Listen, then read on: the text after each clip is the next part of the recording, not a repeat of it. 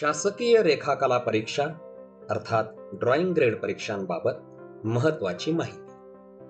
विद्यार्थी मित्र हो, शालेय शिक्षणातील विविध स्तरांवर कला शिक्षणास अनन्यसाधारण महत्त्व असल्यामुळे प्राथमिक शिक्षणात इयत्ता 1ली पासून 8वी पर्यंत कला विषय अनिवार्य करण्यात आलेला आहे.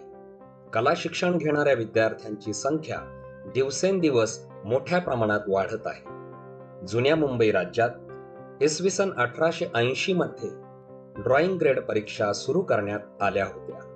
पुढे कला संचालनालय महाराष्ट्र राज्य मुंबई यांच्या वतीने इसवी सन 1965 पासून या परीक्षा महाराष्ट्र राज्यात घेण्यास सुरुवात झाली.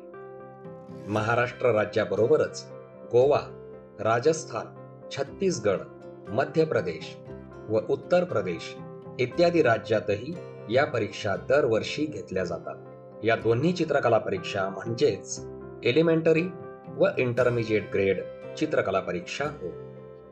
या परीक्षांना शासकीय रेखाकला परीक्षा असेही म्हटले जाते. इंटरमिजिएट ग्रेड परीक्षा उत्तीर्ण असणाऱ्या विद्यार्थ्यांना commercial art, fine art, fashion designing, interior decoration व आर्किटेक्ट यासारख्या विशेष उच्च अभ्यासक्रमांसाठी प्रवेश मिळतो. आर्किटेक्चर व इतर संबंधित तांत्रिक शाखांमध्ये प्रवेश देताना सुद्धा इंटरमिजिएट परीक्षा उत्तीर्ण असलेल्या विद्यार्थ्यांना प्राधान्य मिळते. 12वी नंतर शासकीय कला महाविद्यालयात प्रवेश घेताना या परीक्षा अनिवार्य असतात. जुन्या अभ्यासक्रमात या परीक्षांसाठी 1. स्थिरचित्र, 2. निसर्गचित्र, 3. स्मरणचित्र, 4. संकल्पचित्र, 5. मुक्त हस्तचित्र व 6. कर्तव्य भूमिती असे 6 विषय निश्चित करण्यात आलेले होते. पण इसवी सन 2015 मध्ये तयार केलेल्या नवीन पुनर्रचित अभ्यासक्रमात निसर्गचित्र व मुक्त हस्तचित्र हे 2 विषय वगळून फक्त उर्वरित 4 विषयांचा समावेश करण्यात आलेला आहे. इंटरमिजिएट ग्रेड परीक्षा उत्तीर्ण असणाऱ्या विद्यार्थ्यांना इयत्ता 10वीत असताना SSC बोर्ड परीक्षेत मिळालेल्या एकूण गुणांमध्ये वाढीव सवलतीचे गुण म्हणून हे गुण प्रदान करण्याची शासनाने तरतूद केलेली आहे. परंतु हा लाभ मिळविण्यासाठी एलिमेंटरी व इंटरमिजिएट या दोन्ही परीक्षा उत्तीर्ण असणे अनिवार्य आहे. अ म्हणजेच A श्रेणीसाठी 7 गुण, ब म्हणजेच B श्रेणीसाठी 5 गुण व क म्हणजेच C श्रेणीसाठी 3 गुण विद्यार्थ्याला प्रदान करण्यात येतात. ग्रेड परीक्षांच्या अभ्यासक्रमात परीक्षानिहाय खालीलप्रमाणे विषय योजना अभ्यासासाठी तयार करण्यात आलेली आहे. खालील तक्ता आपण पाहूया. एलिमेंटरी ग्रेड ड्रॉइंग परीक्षा. अनुक्रमांक 1, 2, 3, 4. विषयाचे नाव: वस्तुचित्र, स्मरणचित्र, संकल्पचित्र, कर्तव्य भूमिती व अक्षरलेखन. या विषयांची इंग्रजीतील नावे आहेत object drawing, memory drawing, design, plane geometry and lettering. परीक्षा कालावधी जो आहे, वस्तुचित्रासाठी 2 तास 30 मिनिटांचा वेळ आपल्याला देण्यात आलेला आहे. स्मरणचित्रासाठी 2 तास, संकल्पचित्रासाठी 2 तास 30 मिनिटे आणि कर्तव्य भूमिती व अक्षरलेखन या विषयासाठी 2 तासांचा कालावधी आपल्याला परीक्षेच्या वेळी देण्यात येत असतो. इंटरमिजिएट ग्रेड ड्रॉइंग परीक्षा. ह्या परीक्षेसाठी सुद्धा वरील प्रमाणेच 4 विषय असतात. पहिला विषय आहे स्थिरचित्र म्हणजेच स्टिल लाईफ, स्मरणचित्र म्हणजेच मेमरी ड्रॉइंग, संकल्पचित्र म्हणजेच डिझाइन आणि कर्तव्य भूमिती, घनभूमिती व अक्षरलेखन म्हणजेच geometry, solid geometry and lettering. एलिमेंटरीच्या तुलनेत इंटरमिजिएट ग्रेड परीक्षेमध्ये 4थ्या पेपरमध्ये कर्तव्य भूमिती आणि अक्षरलेखनाच्या बरोबरच घनभूमिती हा अजून एक भाग वाढवण्यात आलेला आहे आणि वस्तुचित्राच्या ऐवजी इंटरमिजिएट परीक्षेत स्थिर चित्र असा विषय थोड्याशा फरकाने देण्यात आलेला आहे. वस्तुचित्रामध्ये एलिमेंटरीच्या विद्यार्थ्यांना साधारण 3 वस्तूंचं रेखाटन आणि रंगकाम करायचं असतं आणि स्थिर चित्र विषयामध्ये इंटरमिजिएटच्या विद्यार्थ्यांना 5 ते 7 वस्तूंचं पार्श्वभूमीतल्या ड्रेपरीसह रंगकाम करायचं असतं. स्थिर चित्र या विषयासाठी इंटरमिजिएटला कालावधी दिलेला आहे 3 तासांचा, स्मरण चित्रासाठी 2 तास, संकल्प चित्रासाठी 3 तास आणि कर्तव्य भूमिती, घनभूमिती आणि अक्षरलेखन विषयासाठी 3 तास. अशा पद्धतीने एलिमेंटरी आणि इंटरमिजिएट ग्रेड चित्रकला परीक्षेच्या पेपरसाठीचा कालावधी आपल्याला देण्यात आलेला असतो. ड्रॉइंग ग्रेड परीक्षा दरवर्षी सप्टेंबर महिन्याच्या शेवटच्या आठवड्यात घेतल्या जातात. एलिमेंटरी परीक्षा 2 दिवस व इंटरमिजिएट परीक्षा 2 दिवस याप्रमाणे एकूण 4 दिवसात ह्या परीक्षा पूर्ण केल्या जातात.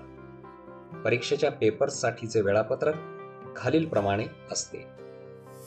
दिनांक व वार, वेळ, विषय. गुरुवार आणि शुक्रवार ह्या 2 दिवसांमध्ये एलिमेंटरी या चित्रकला परीक्षेचं आयोजन केलं जातं आणि शनिवार व रविवार या 2 दिवसांच्या कालावधीत इंटरमिजिएट ग्रेड परीक्षेचं आयोजन केलं जातं. एलिमेंटरी परीक्षेच्या वस्तुचित्र ह्या विषयासाठी सकाळी 10:30 ते दुपारी 1 हा कालावधी असतो. स्मरण चित्रासाठी दुपारी 2 ते 4 हा कालावधी दिला जातो. संकल्प चित्र विषयासाठी दुसऱ्या दिवशी सकाळी 10:30 ते दुपारी 1 एवढा कालावधी दिला जातो. शेवटच्या चौथ्या पेपरसाठी म्हणजेच कर्तव्य भूमिती व अक्षरलेखन या विषयासाठी दुपारी 2 ते दुपारी 4 एवढा कालावधी दिला जातो.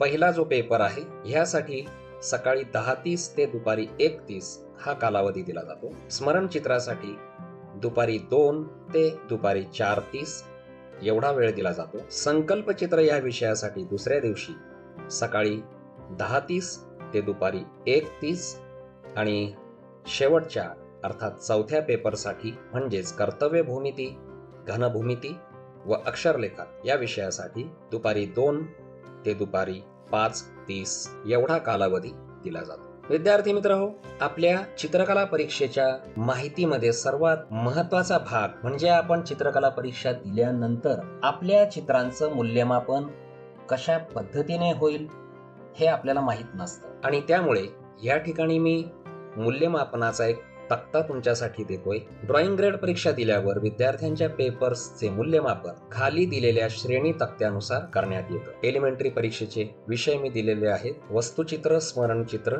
संकल्पचित्र, कर्तव्य भूमिती व अक्षरलेखन. आणि इंटरमिजिएट परीक्षेचे विषय स्थिर चित्र, स्मरणचित्र, संकल्पचित्र, कर्तव्य भूमिती, घनभूमिती व अक्षरलेखन. आणि शेवटचे 2 जे स्तंभ आहेत, कॉलम आहेत, ते म्हणजे निकाल आणि श्रेणी. विद्यार्थी मित्र हो, ह्या ग्रेड कशा रीतीने दिल्या जातात, याचं मूल्यमापन कसं होतं, तो तक्ता आपण पाहत आहोत. ए ग्रेड ही कशी दिली जाते पाहूया. जर पहिल्या पेपरला आपल्याला ए ग्रेड मिळाली, दुसऱ्या पेपरला ए ग्रेड मिळाली, तिसऱ्या पेपरला ए ग्रेड मिळाली आणि चौथ्या पेपरलाही ए ग्रेड मिळाली, तर अशा स्थितीमध्ये निकाल हा पास आणि ग्रेड ए अशा पद्धतीने आपल्याला दिली जाते. पहिल्या पेपरला ए, दुसऱ्या पेपरला ए, तिसऱ्या पेपरला ए, चौथ्या पेपरला बी या परिस्थितीतही ए ग्रेडनेच तुम्ही उत्तीर्ण होता. पहिल्या पेपरला ए, दुसऱ्या पेपरला ए, तिसऱ्या पेपरला ए आणि चौथ्या पेपरला सी यानुसार जरी तुम्हाला श्रेणी मिळाल्या तरी तुमचा निकाल हा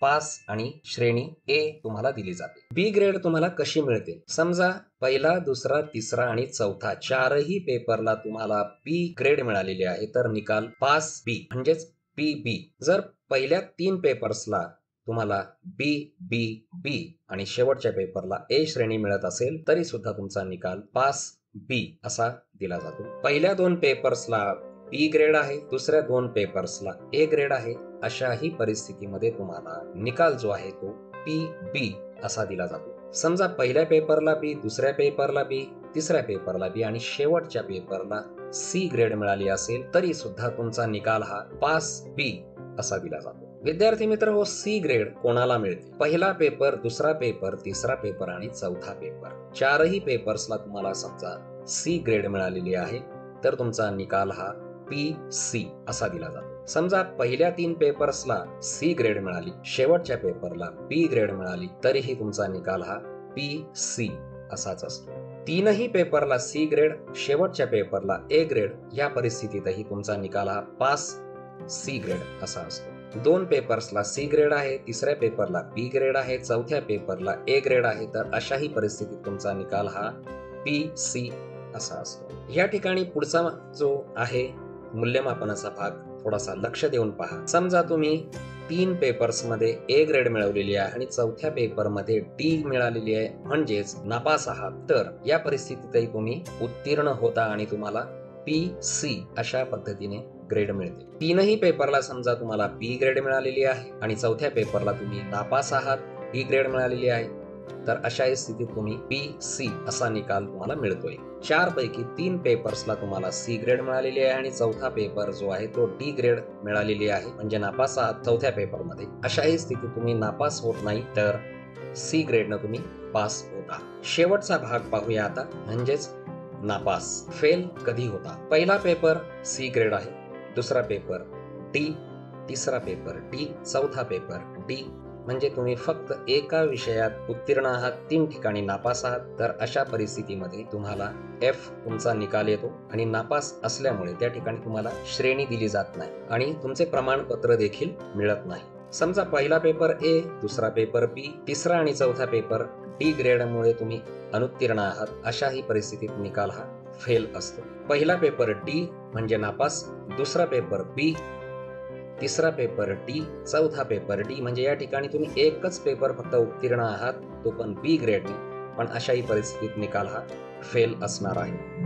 पहिला पेपर C, दुसरा पेपर B, तिसरा पेपर A आणि चौथ्या पेपरला तुम्ही गैरहजर आहात, ॲब्सेंट आहात, अशाही परिस्थितीमध्ये तुमचा निकाल हा फेल असा असणार आहे. समजा तुम्हाला 3 पेपर्समध्ये A ग्रेड मिळालेले आहे, मात्र चौथा पेपर जो आहे त्यात तुम्ही गैरहजर आहात, अशाही परिस्थितीमध्ये तुम्ही नापास होणार आहात, फेल होणार आहात. तर विद्यार्थी मित्रहो, अशा पद्धतीने चित्रकला परीक्षा झाल्यानंतर आपल्या पेपर्सचे मूल्यमापन करण्यात येते आणि या दृष्टीने आपण खूप चांगल्या पद्धतीने तयारी करणं हे अत्यंत आवश्यक आहे, जेणेकरून आपल्याला चांगली ग्रेड मिळेल. परीक्षेच्या अभ्यासासाठी, परीक्षेसाठी माझ्याकडून तुम्हा सर्वांना खूप खूप हार्दिक शुभेच्छा. धन्यवाद.